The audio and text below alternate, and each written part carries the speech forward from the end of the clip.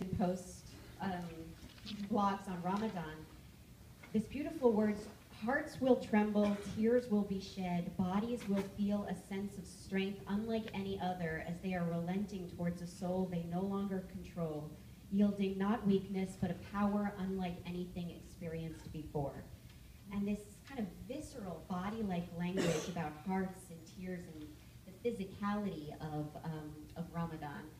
And you spoke a little bit about that today as well. And when I attended the Juma services here, I was also struck by the actual body practices that are in these services and the bowing and the kind of embodied physicalness. And I'm wondering if how that relates to in Islam, how it either accentuates or introduces a kind of a mindfulness state, if it does. Yeah, thanks for reading my articles.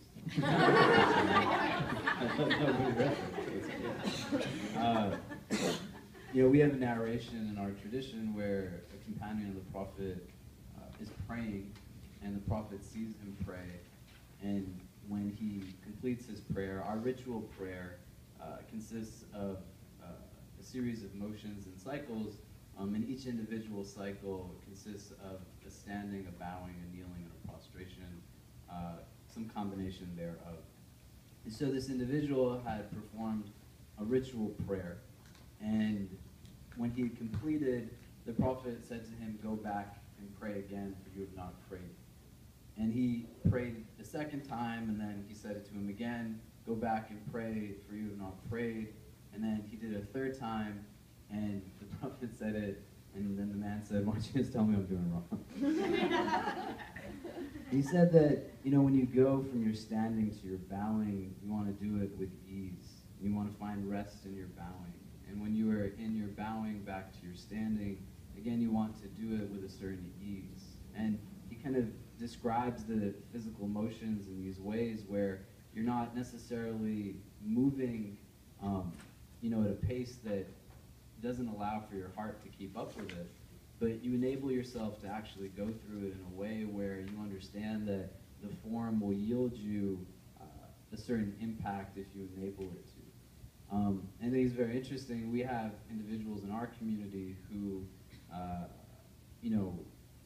teach yoga. They've been certified in these fields, and they also have a traditional relationship with spirituality in our tradition, and just in the manner in which they are able to explain how going through the forms of our prayer with a certain state of peace and complementing that with the terms that we're using.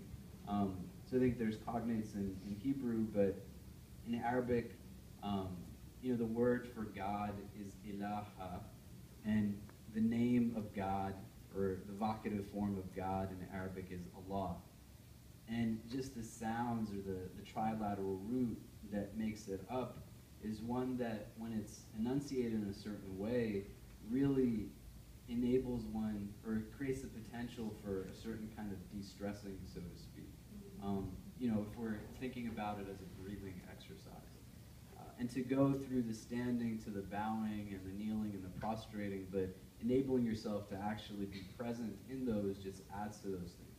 And we get other narrations in our tradition that would say that, don't pray in this way, right? Where the Prophet says, don't pray as if you're like a pecking rooster. You're just kind of, going at the ground really fast, right? You want to be a part of it. You want to have a state of consciousness in that frame. I think overall you find this as an idea that just exists, where the relationship between your physical, your emotional, your spiritual, and your mental is heavily emphasized at any given juncture.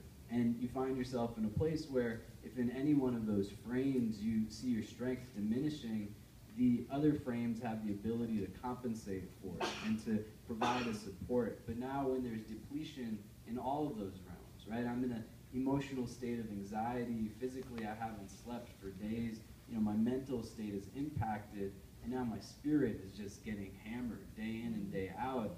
Now I feel like I'm in a place where I'm, kind of down and I'm a little bit low. And I need to be able to understand for myself, how do I rejuvenate it? how do I move forward where I'm not